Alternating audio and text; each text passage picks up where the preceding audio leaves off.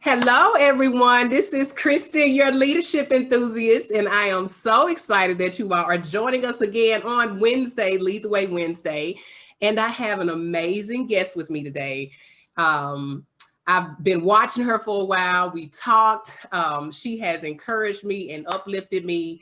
And so I came up with a couple words when I think about my guest today. I came up with uplifter because you are that to individuals, to communities. I thought of empower.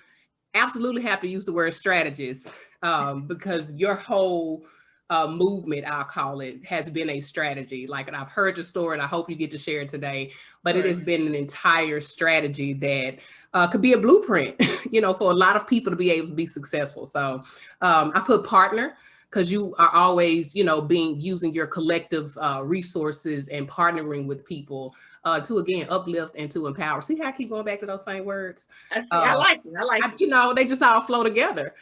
Community advocate, visionary, and last but not least, the reason I have you on here today, absolutely a leader and an effective leader. And so I did all of that to say, I have Cynthia Daniels on with me today. Woo! Hello, I'm so happy to be here, beautiful. How are you? I'm all right. I can't complain. I had to build. I didn't have to do much building up, but I'm honored. That's how excited I am. So without me going any further, I want to start off with first, just tell us a little bit about yourself. We're going to learn more throughout the entire episode, but definitely whatever you want to share with us just off the jump. So a little bit about Cynthia Daniels. I'm an Atlanta native. Planned on living in Memphis for only 2 years. This is year 11 for me. So obviously I have fallen in love with the city. I have an HR background, and falling in love with Memphis has turned me into an entrepreneur, someone that has become very involved in the community. So I do have, a company, Cynthia Daniels and Company. I'm an event strategist and I do different large scale events. But I did not even understand my purpose until I moved to Memphis. Oh, Memphis will do it. Won't it?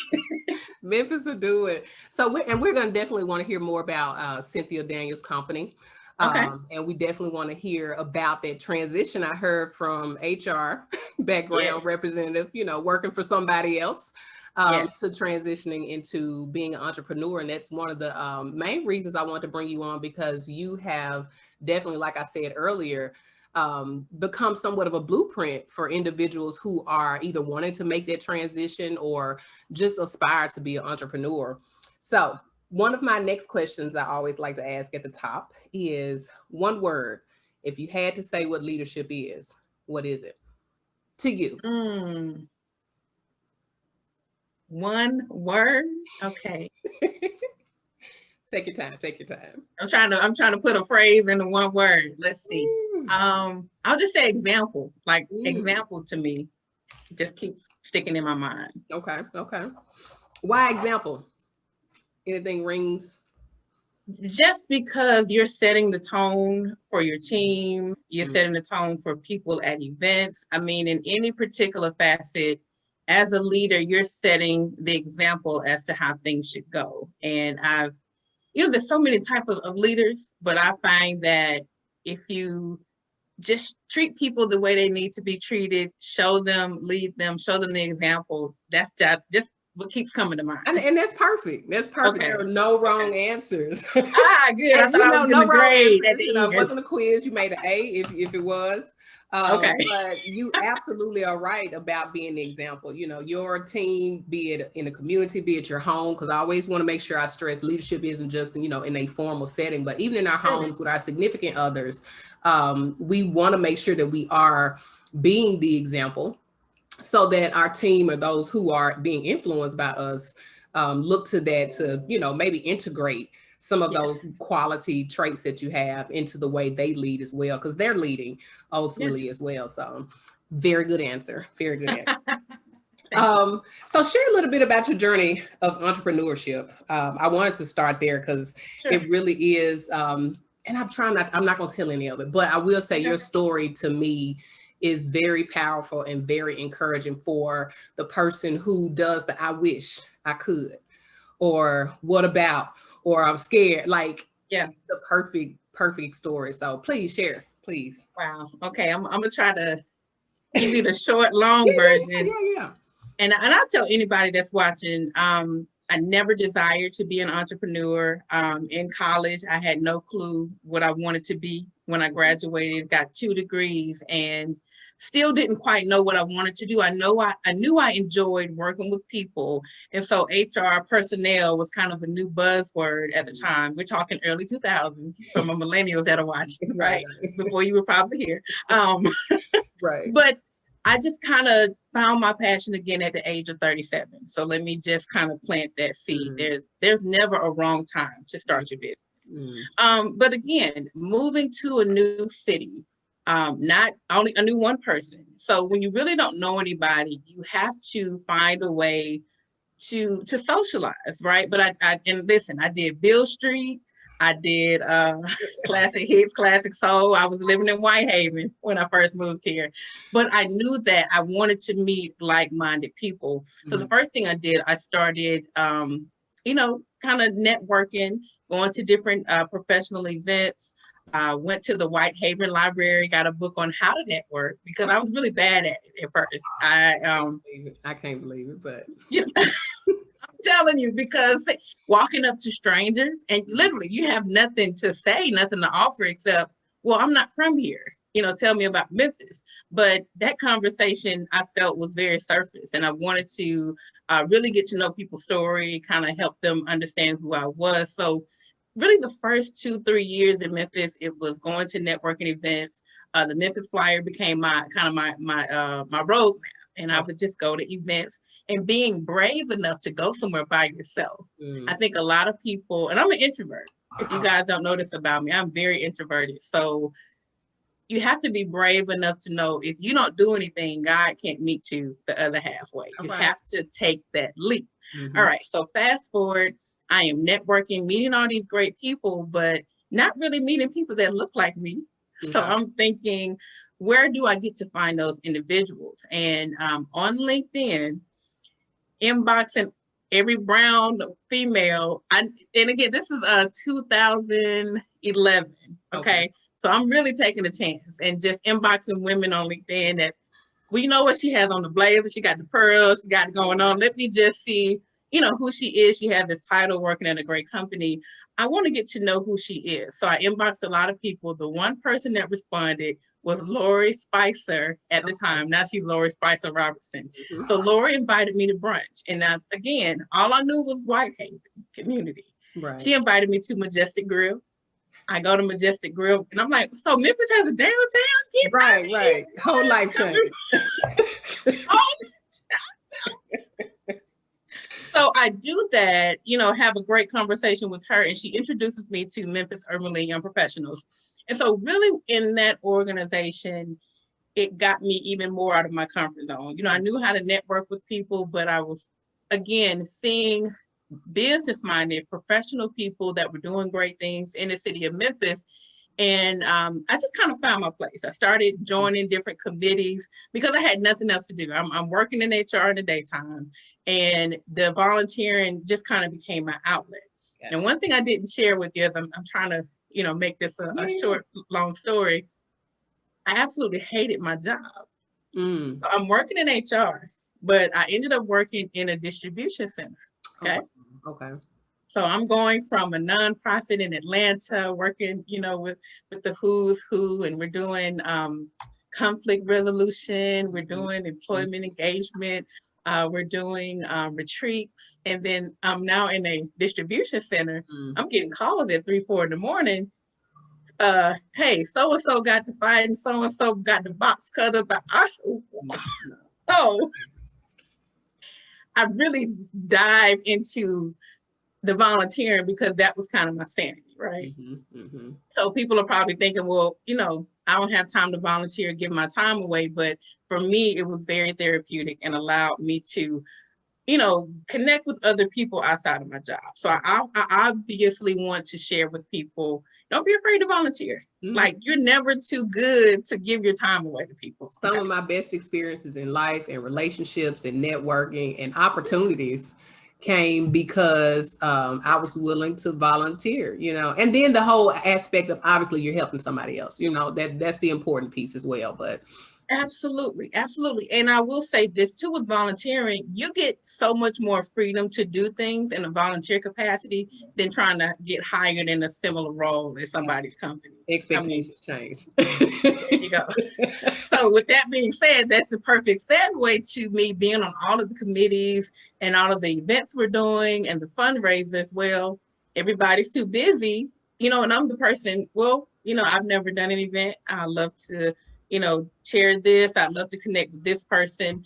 Also didn't understand when I was networking and getting business cards and following up with people, these were some of the same people I was able to reach back to and say, hey, we're doing an event, we're looking for sponsors. You know, it was very, very organic. And so what I realized between 2011 and 2013, I served in the civic engagement committee chair role. Okay. And I just fell in love with those two things. Well, by the time 2013 came, everybody says, well, Cynthia, you should be the president of the organization. And that was nothing that I desired.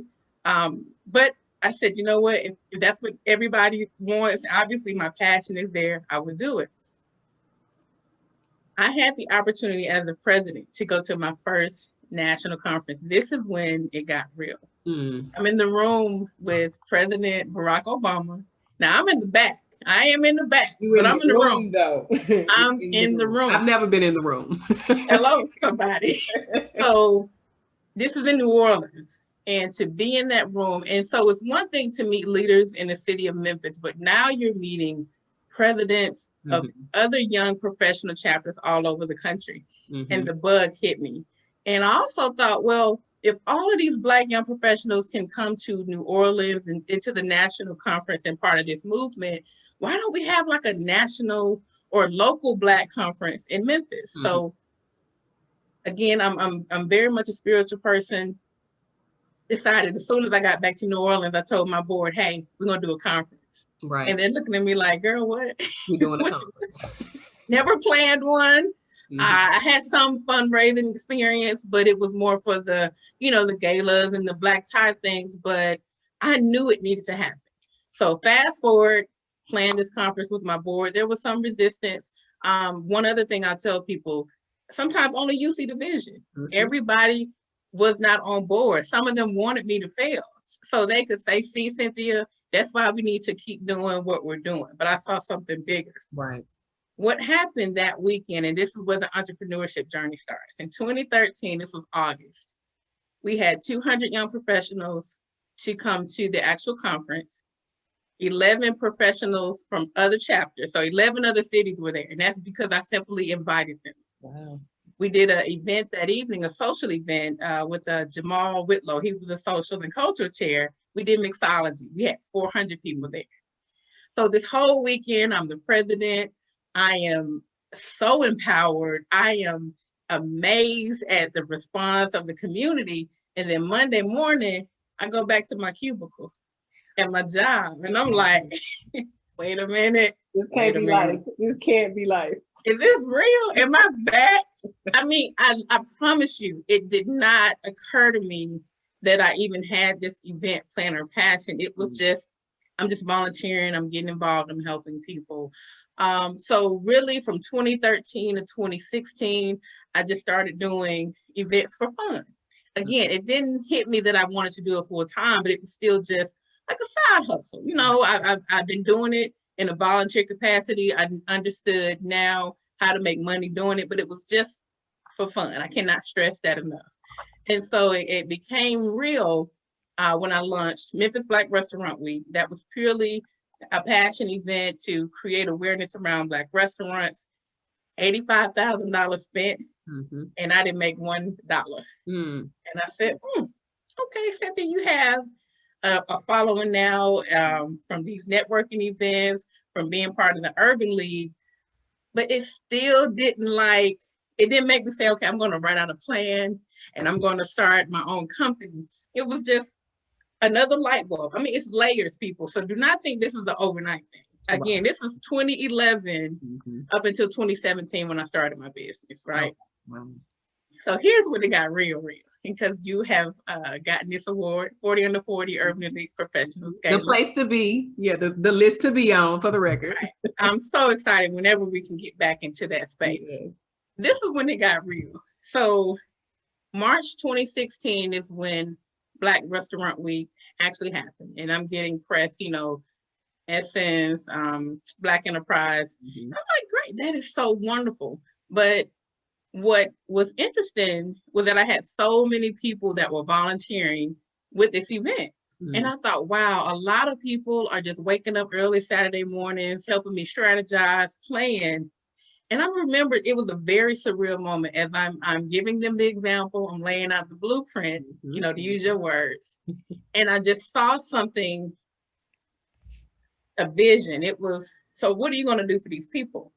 And I literally stopped dead in my track and I say, hey guys, as soon as Memphis Black Restaurant Week is over, I'm going to do an awards ceremony to like celebrate, amazing Black professionals, something like a 40 under 40. That's a national brand, right? And they're all looking at me like, girl, you crazy. Like, here goes Cynthia with these big ideas. In Memphis? Right. And like, really? Hello, somebody. So, Black Restaurant Week happens in March. I make an announcement in April on Facebook. That's purely always been my platform. Hey, guys, I'm going to do a black tie gala for 40 professionals in the city of Memphis. And that post went viral. So I thought, okay, people are excited. That's great. And I believed enough of myself to be able to sell tickets to this event, but I needed time. I wanted the event to be in November. And if I had a vision of what if Puffy did a gala, what would it look like in Memphis? Oh, wow. I said, okay, I got to get Opera Memphis because I had experience working with that building before through the Urban League. Talked to them, told them my vision, booked that. I said, okay, I have 6 months from July to November. That's 11. I can't even think anymore. Corona just me. It tries to get us. No, it's all good. Between July and November, I knew that I could sell 350 tickets. That was the capacity at the time. When I made the announcement, I had a real logo used. Kenneth Worlds, back then, I could afford him. He's a really high-level graphic designer now. But you got to have a brand to make it look real. Again, this is still a side hustle, though. Who does a black tie gala as a side hustle? I don't know. It's a large event. It is not a small event at all. It's not. But I just saw the vision and wanted to do it. And again, even in planning a black tie gala, tickets sold out in 2 weeks. So when I said July 1, hey y'all, tickets on sale, 2 weeks gone. Hadn't even happened yet. Good problem. I said, okay, this is crazy. The event happens. It is flawless. My first time planning a black tie gala. I'll never forget, the host was Big Sue. Again, another relationship from networking. And I'm just sitting at the table, like, wrote out the logistics, run a show. In my mind, it was going to be perfect, but I still didn't grasp what was happening. So she says, ladies and gentlemen, give it up for Cynthia Daniels. It was her first gala. I'm like, wow, this was my first gala. And I'm getting like a standing ovation. It still didn't hit me. So I'm leading up to the very last point. God is showing me in big ways, look at what you can do for the community. But because I had these 2 degrees, I had the safety of working, full time. Right. I was content, That Monday, going back to work after doing this black tie gala, I was working for the city. So I moved from distribution center to the city. I didn't realize how small Memphis was, meaning even though I didn't publicly tell people I did events in my job, I didn't realize the whole, circle knew about me. Right. So when I got back Monday, I just got a lot of stares. As the week progressed, a lot of people, watching me and reporting, Cynthia, she was 5 minutes late coming back from lunch. I'm getting real uncomfortable. Like, I'm just trying to come in here and do my job. Why is everybody watching me?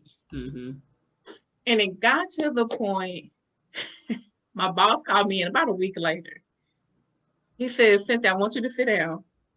I'm like, okay, what's going on? He says, someone from a whole different building sent me a screenshot of something that you posted. And sometimes I took late lunches. Mm-hmm. This particular post I posted, I don't know, like 2:00. It was a late day. And he says, they screenshotted this and said, look at what your public relations person is doing. She's talking about herself again on social media, doing work hours. It was that moment that I said, I'm better than this. Mm-hmm. God, you have been trying to show me over and over what I'm capable of doing. But it was in that petty moment, I said, oh yeah, I got to go. Right. I get it, God. You have shown me everything, but I've gotten so uncomfortable. He said, girl, you did a whole gala. You did a whole event. You were featured in magazines. Why can't you see it? So honestly, I'll tell anybody, I definitely took a huge leap. I left, I gave, my job enough notice where I said, look, I'm going to finish these projects, but March 2017, I'm out. Mm-hmm. There was no safety net. So I definitely downsized. I had a nice cushy, 3-bedroom apartment out east. So I downsized to like a little college dorm room studio in Midtown. Mm-hmm. And I made it work until the profits were there. But hopefully that gave you an idea as to how I got started. And the ideas just come. It's not me writing out what I want to do. It's literally a feeling in the moment of this is what Memphis needs. Right. Right. And what's important even in that is at the end of the day, you're still telling your story of how you want to be successful, right? Right. But you're not forgetting the human piece of doing for others. Absolutely. I think it's so important when we talk about servant leadership. Yeah. And not being so self-serving. I mean, I heard your story of transition. I heard your story of visionary, because I talked about you being a visionary. Yeah. Your intentionality. Yeah. I love it. I love it. And the reason I want you to tell that story, because there's so much messaging in there. There's so much to unpack. And you actually said, like, did you pay attention to this? This is what God said this time. But there were so many other messages that you left there for the leader who is aspiring, who's been doing it a minute. And maybe even the seasoned leader, can hear those messages and be encouraged. And tomorrow when they roll out the bed and look and say, I got to go do this job, they'll still be encouraged to kind of refresh and go back to what it is they need to get done. Yep. Absolutely. And I will tell you now, in my age of 40, I have learned that happiness should be your number one priority. Love it. Love it. I wish I had known that many, many years ago. So if you hate your job, please look for a different job. You are not tied to that. I think some of us feel that way. Right. And the only reason I went from distribution to the city is because someone personally recruited me. I just felt like, well, I'm gonna just stick with this company. My mom and dad stayed with their companies for 30-some years. So I'm gonna just stay here. Too. They turned out fine. Right. So happiness, make your happiness the most important thing. Yeah. I love it. So I'm gonna shift real quick. One question I want to ask, because we don't do it by ourselves. So just jumping to like mentorship, you mentioned the one person who did respond to your inbox, which was brave. You used the word brave, and that is brave, because some people feel like I'm an extrovert, extrovert, but I am very much an introvert on certain things. So even the whole just inboxing people randomly, like, hey, let's go, I'm like, what? But again, strategy and intentionality, and look where it got you, so I love that. But when we talk about mentors and people guiding us and giving us advice and not having to hit our head so hard, if you wanted to share who the mentors have been, but what has been the gems, or what have been the gems that have resonated with you that they have shared with you? And you may have already mentioned them, but I just want to know how other people influenced Cynthia Daniels. Absolutely. Well, I'll tell you, there are two people, one a little bit more significant than other. But when I became the president of the Urban League in 2013, Tamika Hart was the CEO of the Memphis Urban League. So she took me under her wing for probably a hot 3 months. And then she ended up relocating to Atlanta, Georgia. Okay. And so for the longest, we still call, she would check in on me. And so that was kind of like a mentor at heart. She just helped navigate me through what leadership looked like, what kind of books I need to read, those kind of things. But she introduced me to Dr. Russ Wigginton. And at the time, he was like the second in charge at Rose College. I can't think of his title at the time, but what he allowed me to see was you're more than just an HR person. So we met quarterly. It was my responsibility to go to his office, and he basically told me, I'm your mentor. It was never, because, you know, as the mentors, you think, well, they're supposed to have the same kind of job title that I have or want to aspire to be. And it has to be a Black woman. That's what I just assumed off the top of my head. But he's just given me so many life lessons on how to navigate Memphis politics, how to really figure out who I want to become. He always said he saw me as this entrepreneur. I didn't see that. I was always an HR person. But when I talk to him now, he just says, I'm so glad you finally figured it out. Right, right. But I think what you also have to do is take initiative with mentors. If a lot of people approach me now and I just tell them, hey, I'm really, really busy.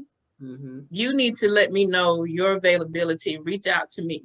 And usually that's when the ball drops. Yeah. It's not my responsibility to reach out to you.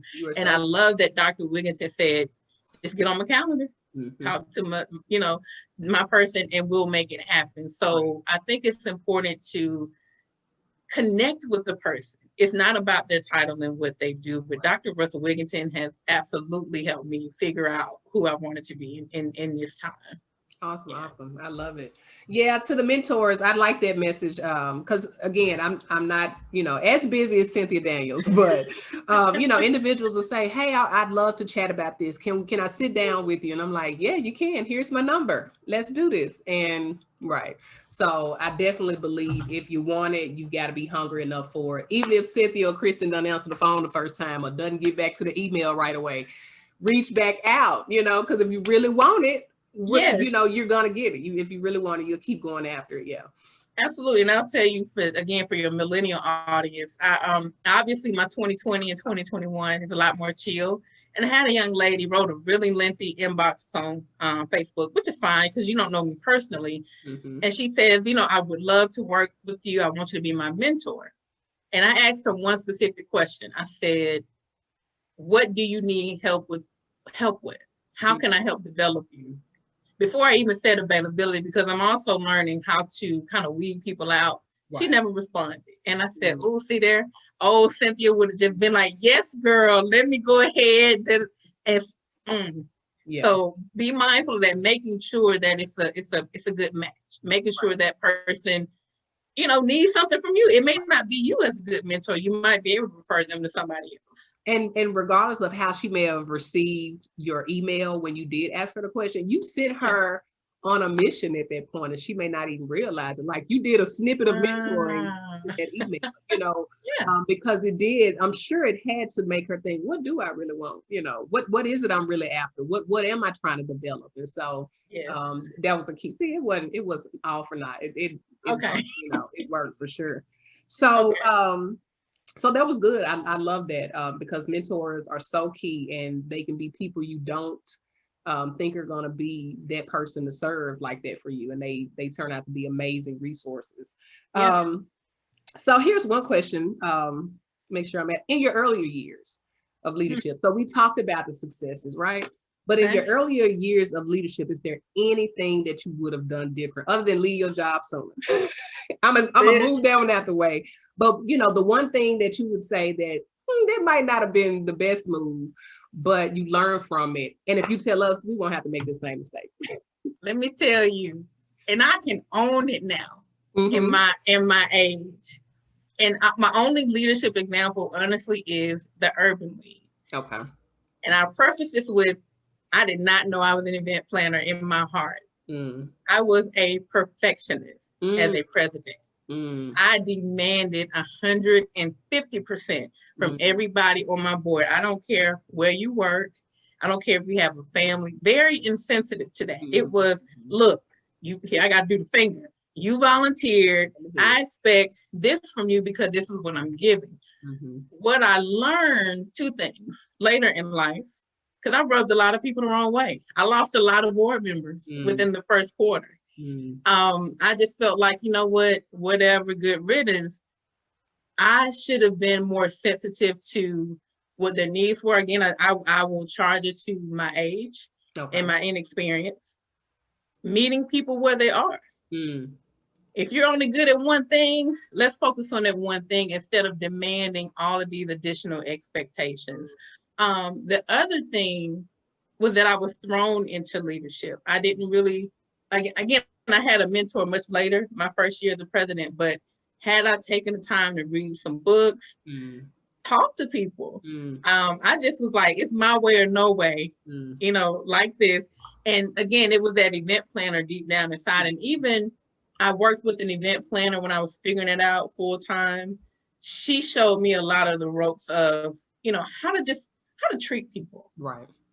So it's interesting. I'm hearing this myself out loud. It's one thing to be in HR and know how to communicate, Mm-hmm. but a leader is a completely different thing. Absolutely, absolutely, and that's a very good example. Now I don't mean to shift so much to what I do on the No, side, but I mean what I do with please. radio leadership. But my millennial, I do a millennial leadership course, Okay. and the premise of it is so that millennials can learn more about their style. And how they should make sure they're aware of the other generations to see how they should engage. And sometimes not suppressing, but just managing those millennial traits and making them complement the other generations is really key. And I hear that same tone in what you were saying, just being aware of who you were dealing with, what kind of person they were. They weren't necessarily the driver, like Cynthia. So you want to navigate that and be savvy about it, because you don't want to turn your team off. You want to get the buy-in from the team.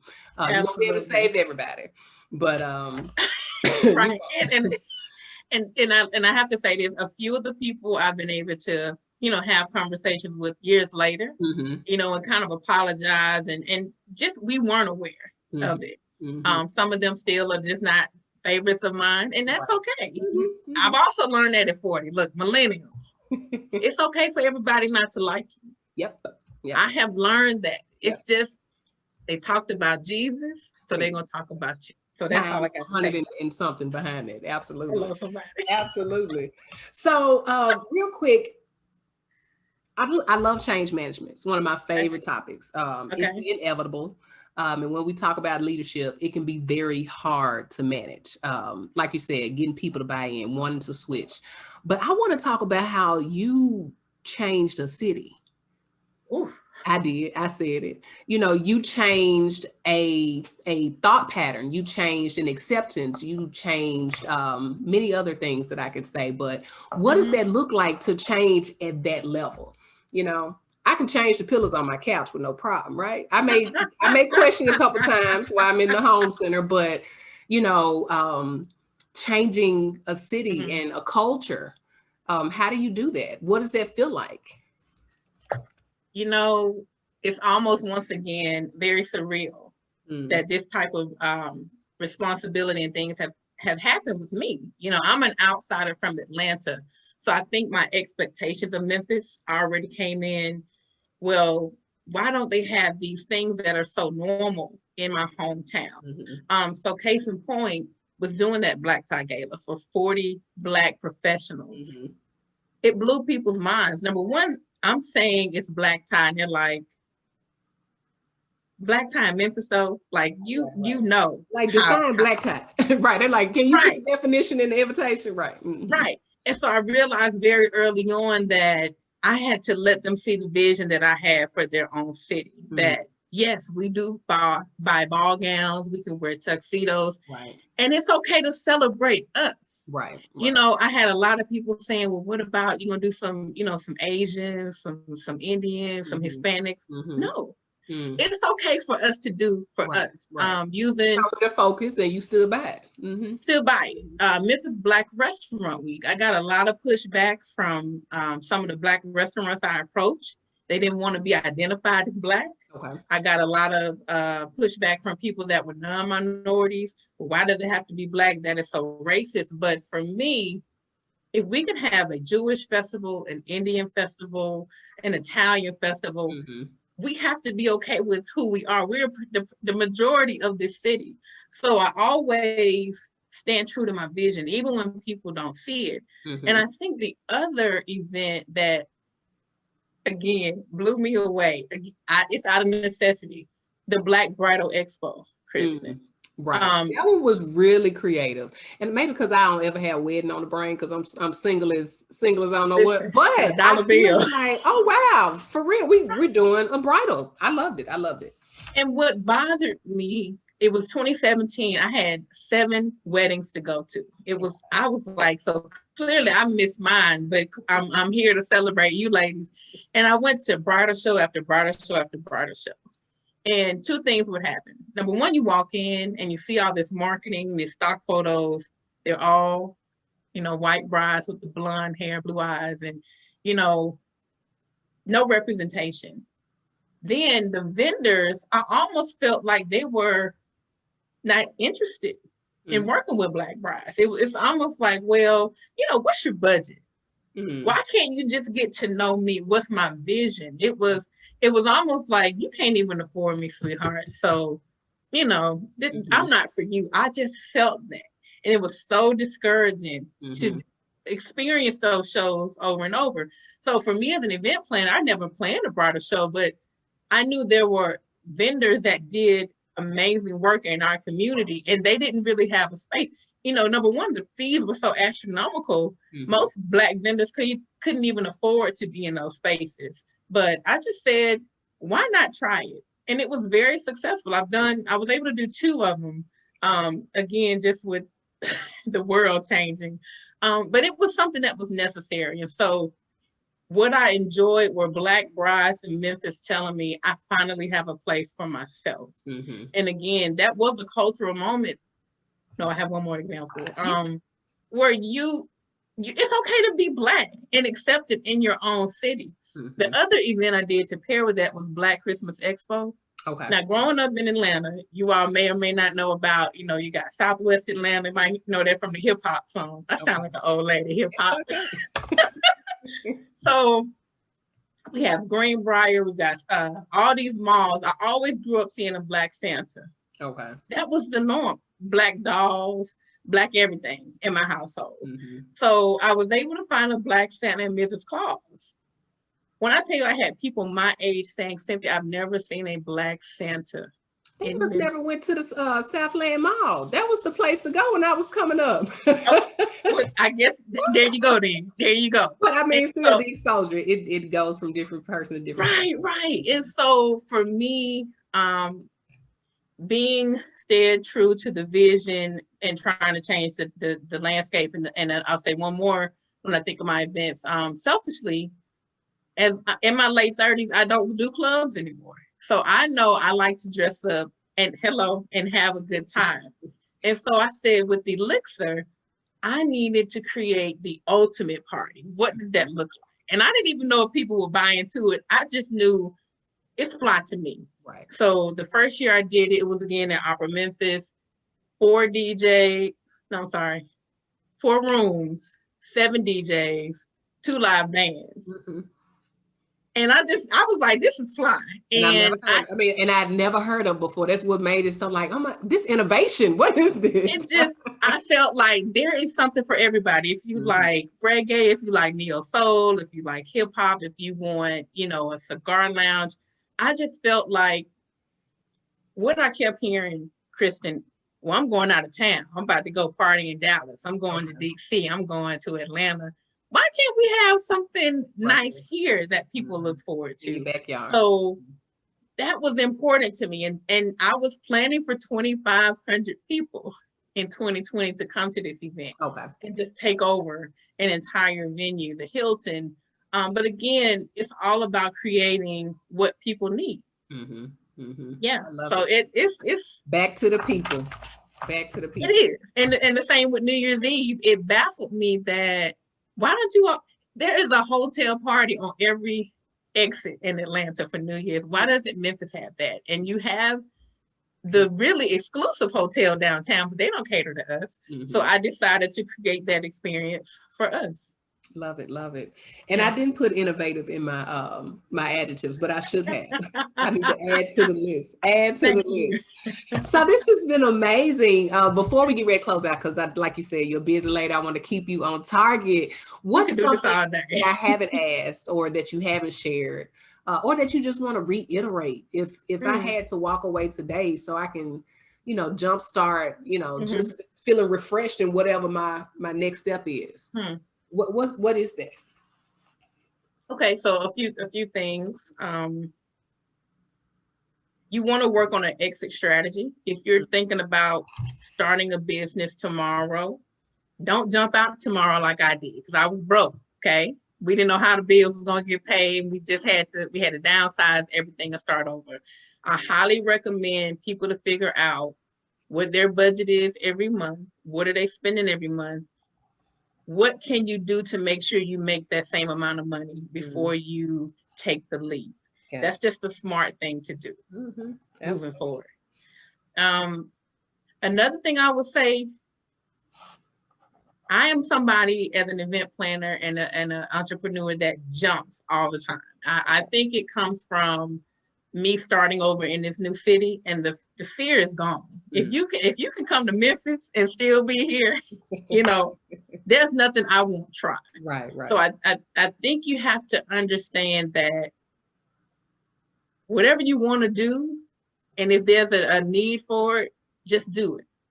You don't always have to ask a lot of people. Be protective of what that thing is, but also know that you just got to know in your head, go for it. Right. Don't let fear get in your way of creating this great business that you have in your mind. And then also what I learned in my first year of business, I had 10 signature events. So anything I came up with, we were rolling. Well, I hear a good point coming up. Come on. In year 4, I think I got about 5, maybe 6. I don't even, I did some virtual stuff, but that was kind of temporary. But do not burn yourself out. Make sure you pace yourself. As an entrepreneur, it's only you. So if you're not doing well, if you're not taking care of yourself, there's nobody to step in and replace you. So make sure you're balancing, some downtime, some getaways, whatever you need to do to recharge before you just take on the world. Yeah. I like that, because and then that just speaks to like business sense and scaling too fast. You don't want to get burned out. You don't want your organization or your business to, fail. You don't want your morale to drop, because then you're kind of like, oh, don't even worry about it. I'm not even going to keep forward with it. You're going to feel like it's not what you were supposed to be doing, when actuality, it may be you need to eat the elephant in small pieces, or you need to make sure you're scaling at the right pace. Because I have all these ideas coming to my head. And I'm like, nope, stop, Chris, and say that's for year 2022. And then now I've got time, to really make that excellent, in 2022 instead of being rushed. And I'll keep this podcast going and the courses I got going. So yeah, it's about, pacing yourself. Absolutely. And I will say this too, because we're in this pandemic, I personally don't think I'll be able to do anything until the fall or even just 2022. Now is the time to start that business.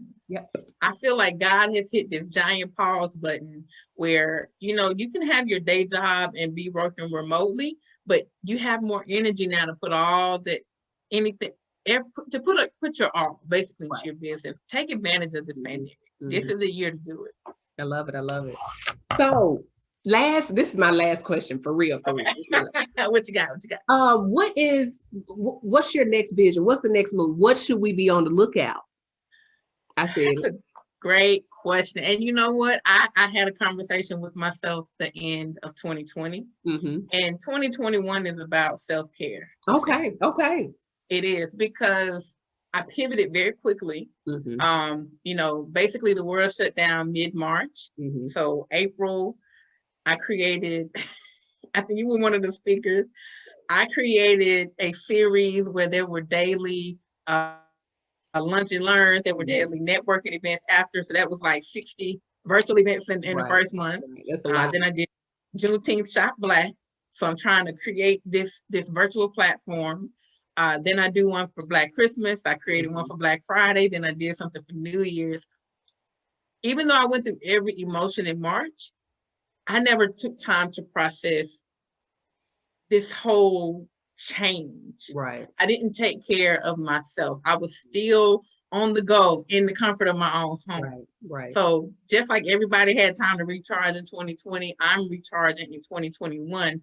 And I just want to wait until the world is open again. I think as much as I've enjoyed virtual events, as a trend, people are a little, they're kind of zoomed out, virtualed out, all of the above. Don't invite me to any other events virtually if it's not a fly event. Don't just right. Don't have no little playlist going and you're like, all right, happy hour. I'm happy houred out, y'all. So I love that honesty. I love it. And you know what? And it's something about 40, y'all. I don't know how many of your people that are watching are 40 and up, but listen, turning 40 in August has just allowed me to be unapologetic, to be honest, to take care of myself, and to make sure I love on those around me. You know, you will not see a lot of me in 2021. Okay, I love it. So don't y'all go bother Cynthia. Y'all heard her. She gonna let you know when it's time, and when she comes back, I know it's going to be with a vengeance. It's coming. Listen, me and the Hilton, we talk every month. We checking in. You got my dates? Okay, we're gonna move them to 2022 if we can't do it 2021. So I'm coming back. Don't you worry. I love it. Well, that's all I have. How can people connect with you when you do decide that you back in full force? But what's your social media handles, that kind of thing, so we can stay in with you. So you can find me on Instagram at Cyn Daniels Co. My website is cdcoevents.com. And then my Facebook business is Cynthia Daniels and Company. Awesome. Well, that's all I have today, you all, with Cynthia. I hope it has been everything for you, because it has been everything for me. And as always, this Lead the Way Wednesday, we hope that it is getting you through your hump day as you work to get through the rest of your week, because we know it's going to be amazing as you continue your leadership journey. So until next time, everyone, let's lead.